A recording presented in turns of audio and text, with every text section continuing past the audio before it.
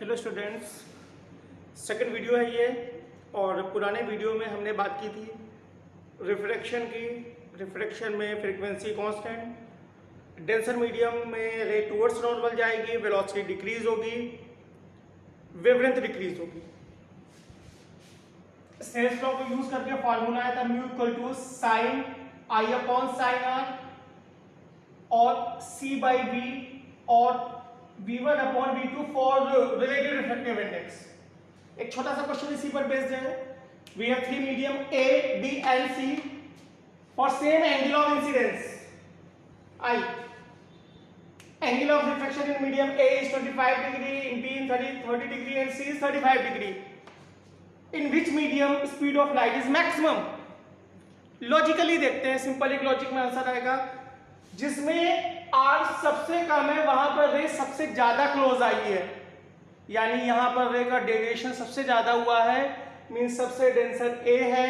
और जब से A सबसे डेंसर है इसका मतलब इसने स्पीड ऑफ लाइट को सबसे ज्यादा कम किया होगा। और C में रे जो है वो सबसे कम डेविएट हो पाई है, इसका मतलब यहां पर स्पीड ऑफ लाइट सबसे कम डिक्रीज हुई होगी, यानी यहां पर मैक्सिमम होगी। ये तो लॉजिकल है। फार्मूले पे आते हैं mu equal to sine i upon sine r equal to c by v. More r more v, अगर आर ज्यादा है तो वी भी ज्यादा होगा। तो इस तरह से हमारे पास इस प्रॉब्लम का सॉल्यूशन हम इस बात से निकाल सकते हैं कि रिफ्रैक्टिव इंडेक्स अगर ज्यादा है तो रे उतना ही ज्यादा बेंड होगी, रिफ्रैक्टिव इंडेक्स कम है रे उतनी कम होगी। ए बी सी में सी का रिफ्रैक्टिव इंडेक्स सबसे कम है और सी में स्पीड ऑफ लाइट सबसे ज्यादा है। आगे हम बात करते हैं लैटरल शिफ्ट की और लैटरल डिस्प्लेसमेंट की। Next topic is law of reversibility. अगर रे को आने वाली रे को जो सेवरल रिफ्लेक्शन या रिफ्रैक्शन के बाद आ रही है और इसको अगर 180 डिग्री से रिवर्स कर देते हैं तो जिस पाथ से आई है उसी पाथ को रिट्रेस करेगी। मतलब अगर suppose that we have a block and this is an incident ray, normal according to reflection law of reflection towards normal, medium number 1, medium number 2, I R and 1 mu 2 equal to sin I upon sin R. Now if a mirror is placed normal to the ray, this reflects by 180 degree and ray retraces its path.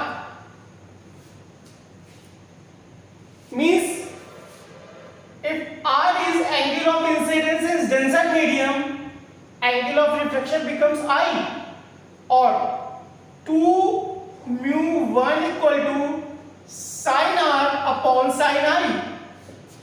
So 1 mu 2 is equal to 1 upon 2 mu 1, means that water mu glass equal to 9 by 8, glass mu water equal to 8 by 9। यानी एक चीज हमें पता चली कि अगर glass के अंदर R है तो बाहर I हो जाएगा। इसका मतलब है कि अगर हम सपोज दैट इस मिरर को हटा दें और रे को वापस जाने दें, वापस ये इंसिडेंट होगी, the angle becomes R and reverse होने वाली रे के लिए अगर अंदर एंगल R था तो बाहर का एंगल I था, ग्लास का एंगल R था तो एयर का I था, तो ग्लास का R है तो एयर का अगेन I हो जाएगा। और वी कैन से ये जो रे है वो इस वाली रे के पैरेलल हो जाएगी। मतलब क्या हुआ, अगर ग्लास स्लैब ना होती तो लाइट रे ये वाले पाथ को फॉलो करती और ग्लास स्लैब की वजह से उसको डायरेक्शन तो वही मिली लेकिन अपनी जगह से थोड़ा शिफ्ट हो गई। बिल्कुल कि एक रेलवे ट्रैक में आपकी ट्रेन जा रही हो, उसने एक से दूसरे में शंटिंग करके चेंज कर लिया। तो जितना ये डिस्प्लेसमेंट हुआ है this is called normal shift. sorry, this is called lateral shift and denoted by say x or d, say x. This is I, this is r, I minus r, a b c d. तो एक छोटा सा derivation कर लेते हैं lateral shift के लिए. तो in triangle ACB, this is r, cos r equal to thickness is t, base t upon hypotenuse AB, t upon AB, और AB equal to t upon cos r. Again in triangle ABD sin I minus r equal to base upon hypotenuse, base is x upon hypotenuse AB, और x equal to AB sin I minus r, और x equal to AB की value हमारे पास है t upon cos r sin I minus r, यानी this is the formula for lateral shift. ये जो है वो लैटरल शिफ्ट को निकालने का फार्मूला है. इस तरीके से हम लैटरल शिफ्ट को कैलकुलेट कर सकते हैं. ग्लास स्लैब हमेशा लैटरल शिफ्ट करेगी.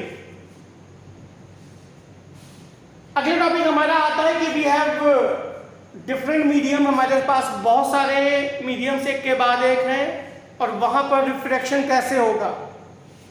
यानी next topic is refraction through different medium. Different medium मतलब हमारे पास आगे रिफ्लेक्शन थ्रू डिफरेंट मीडियम, यानी दो या दो से ज्यादा मीडियम है. सिर्फ medium 1, medium 2, medium 3 and again medium 1.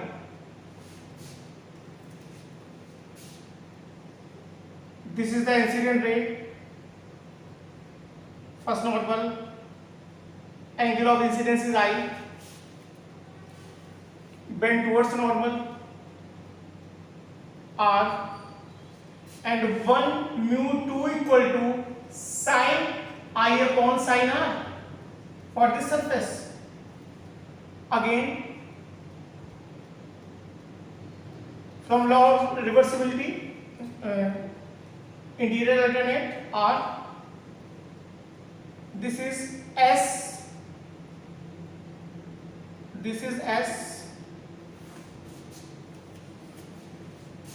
2 mu 3 equal to sin R upon sin S. Now this is the incident ray.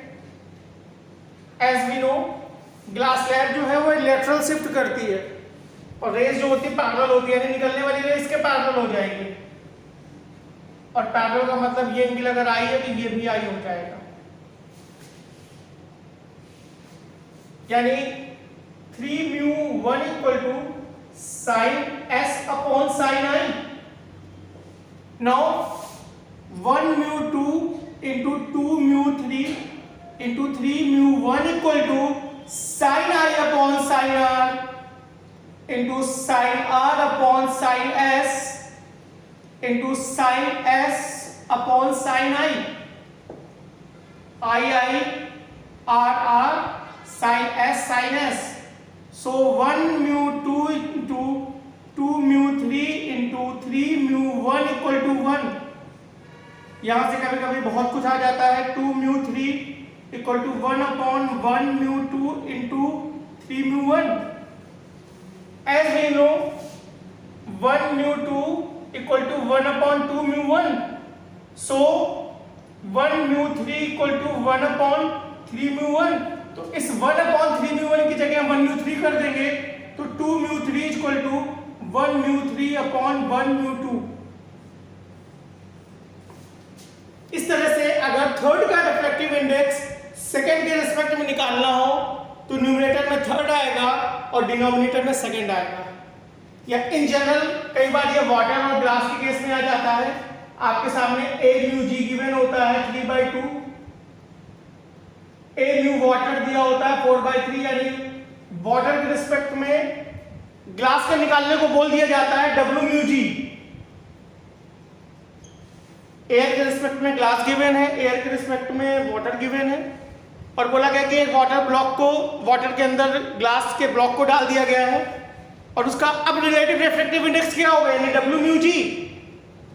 उस केस में यहां पर आ जाएगा ए म्यू जी अपॉन ए म्यू डब्ल्यू और 3/2 अपॉन 4/3 और 9/8, ये वैल्यू हो जाएगी डब्ल्यू म्यू जी की। तो इस तरह से अगर किसी ग्लास स्लैब को वाटर में या किसी दूसरे लिक्विड में डिप करते हैं तो हम इस फार्मूले का यूज करते हैं, जिनकी जरूरत हमें न्यूमेरिकल के बीच में कभी कभी पड़ जाती है। तो रिफ्रैक्टिव इंडेक्स के बारे में जाना, रिलेटिव, एब्सोल्यूट, लैटरल शिफ्ट। उसके बाद अगर 2 या 2 से ज्यादा मीडियम है तो रिफ्रैक्शन क्या होगा। अगला टॉपिक हमारा आएगा normal shift, real depth and apparent depth. यानी कि आपने गौर किया होगा कि अगर आप किसी कॉइन को पानी के अंदर डाल दो तो थोड़ा सा ऊपर नजर आता है, या कोई पेपर कहीं पर रखा हुआ है और उसके ऊपर अगर ग्लास स्लैब लगा दें तो पेपर के जो लेटर्स होते हैं, जो राइटिंग होती है, थोड़ी सी ऊपर दिखाई पड़ती है। यानी यहां पर एक अपरेंट शिफ्ट हुआ है। रियल डेप्थ, अपरेंट डेप्थ, तो इसके लिए भी लॉ ऑफ रिफ्रैक्शन रिस्पॉन्सिबल है, रिफ्रैक्शन रिस्पॉन्सिबल है। क्या होता है देखते हैं नेक्स्ट टॉपिक में। तो बात करते हैं रियल डेप्थ की एंड अपरेंट डेप्थ की। ये कोई सरफेस है और यहां पर कोई ऑब्जेक्ट ओ है, ओ फॉर ऑब्जेक्ट। यहां से जो 2 रे जा रही है, एक ये जा रही है और दूसरी इसके बगल में जा रही है, और यहां पे आई के प्यूपिल में दोनों इंटर कर रही हैं। दोनों बहुत ही क्लोज है, हालांकि ज्यादा क्लोज बनाना हमारी लिमिटेशंस में है, अदरवाइज फिगर समझ में नहीं आएगा। अब अगर यहां पर हमने ग्लास स्लैब ला के रख दी,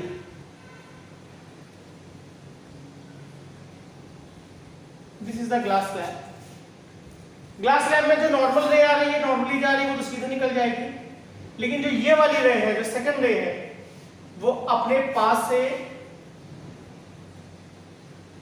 जाना ही चाहिए था, लेकिन अवे फ्रॉम नॉर्मल हो जाएगी, डेंसिटी रहेगा। पीछे ले जाएंगे तो ऐसा लगेगा यहां से आ रही है, तो इस जगह पे इसकी इमेज बन जाएगी। यहां पर एक नॉर्मल बना देते हैं और सपोज दैट ये एंगल जो है वो आर है और ये एंगल आई हो जाएगा। हमने ग्लास के अंदर का जो लिया है वो आर लिया है, ग्लास के बाहर का आई लिया हुआ है, और इसका रिफ्रैक्टिव इंडेक्स मीडियम का म्यू है, अंदर वाले का म्यू है। ये भी आई हो जाएगा, आर है तो ये आर हो जाएगा। This is the D real, r for real, real depth, and this is the D apparent, and this is the shift in position, and X is the normal shift, जो apparent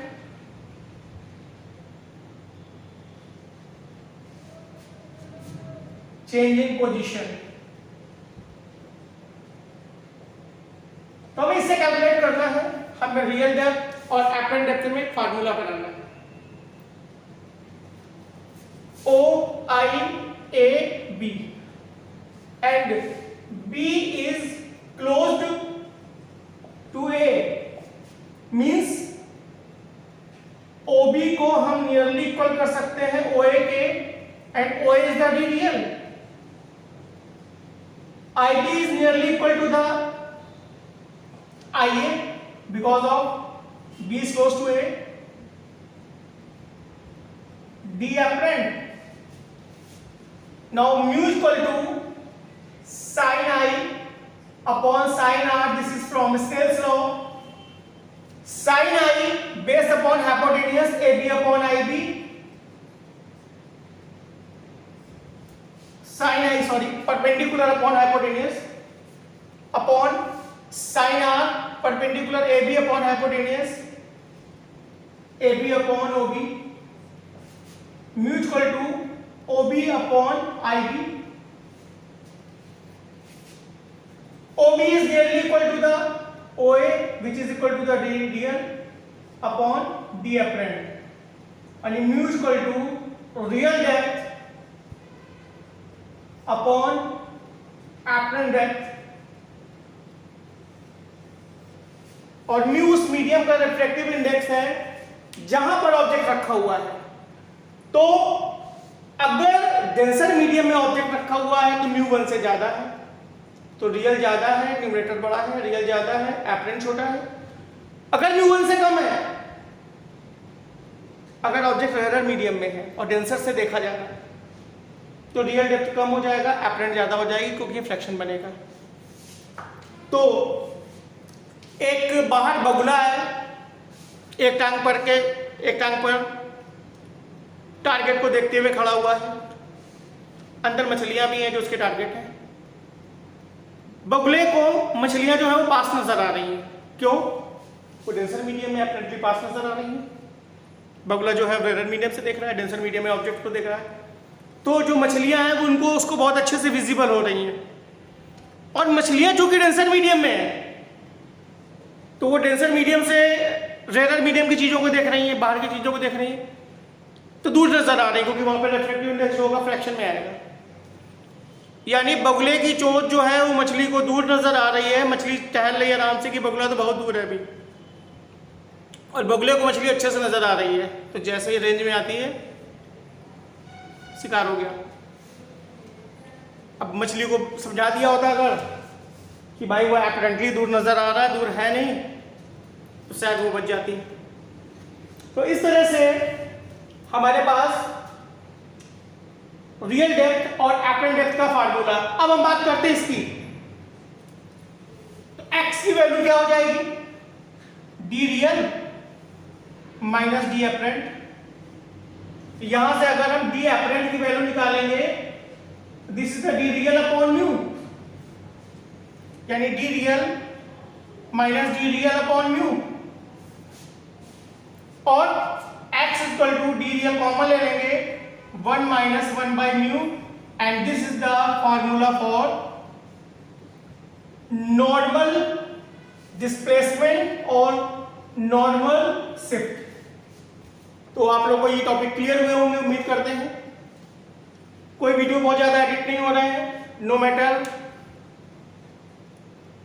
मैं effects क्या डाल रहा हूं, केवल audio quality आपके समझने के लिए होनी चाहिए, वीडियो आपके लिए क्लियर होना चाहिए। क्या कंटेंट मैं दे रहा हूं यह मैटर करता है, क्या उन कंटेंट से आपको फायदा मिल रहा है यह मैटर कर रहा है। तो मेरी कोशिश रहेगी कि आपके लिए कंटेंट बेहतर से बेहतर दूं। बाकी चीजें फिलहाल मुझे इग्नोर करना पड़ेगा, क्योंकि टाइम भी नहीं है और हमारे पास फिलहाल इतने टूल्स भी नहीं है यूज करने के लिए या टाइम कंज्यूम करने के लिए। तो उम्मीद है कि आप इन वीडियोस से काफ़ी कुछ समझ रहे होंगे। अगले वीडियो में हम TIR को पूरा लेके आएंगे। बहुत इंपॉर्टेंट टॉपिक है TIR, काफ़ी लेवल में क्वेश्चंस आते हैं, अच्छे अच्छे क्वेश्चंस आते हैं। और इन सारे वीडियोस के जो 25 वीडियोस के साथ हम इन टॉपिक पे इन पर्टिकुलर वीडियो को पॉइंट करते हुए कुछ इंपॉर्टेंट क्वेश्चंस डालेंगे और साथ में सॉल्यूशंस भी कराएंगे। तो वॉच करते रहिए, वेट करते रहिए। अगर आपके फ्रेंड्स को लगता है कि उनके लिए फ्रूटफुल है, उनको फ़ायदा है, जिनको रियल ज़रूरत है, उनको आप बोल सकते हो। मेरी तरफ से ऐसी कोई भी अपील नहीं है कि आप इसको सब्सक्राइब करो। अगर आपको लगता है कि मैं आपके लिए कुछ फ़ायदेमंद कर रहा हूँ तो आप कीजिए, नहीं लग रहा कोई बात नहीं, मेरा एक एफर्ट है बच्चों के लिए, उनको अगर भला हो जाएगा तो मेरा टारगेट पूरा हो जाएगा। Okay, God bless you.